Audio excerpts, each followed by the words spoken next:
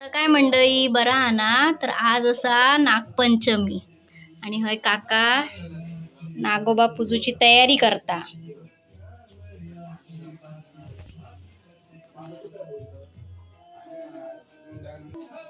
तर आमच्याकडे नागपंचमी दिवशी खिरीचो नैवेद्य करतो. तुमच्याकडे काय करतं तर कमेंट करून नक्की सांगा.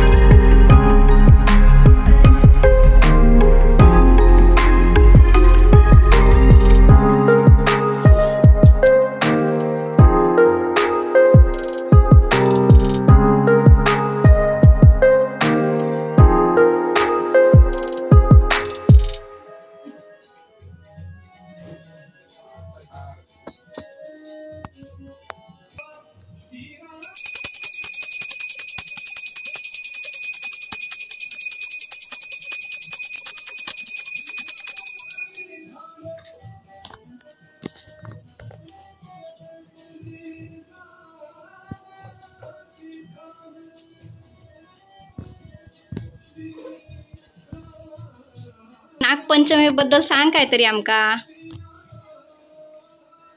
श्रावण मास चालू झाल्याच्या नंतर ना पहिलीच जो सण येतो हिंदू धर्माच्या रीतिरिवाजाप्रमाणे एक श्रावणातली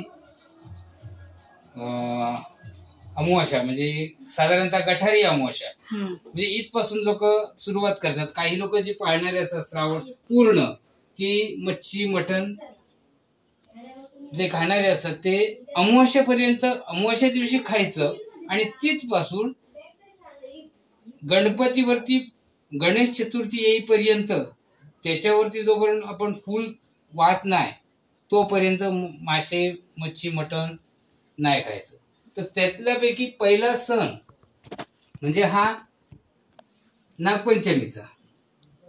काय मग नागपंचमीशी लोक नागोबाची छोटीशी मूर्ती आणतात.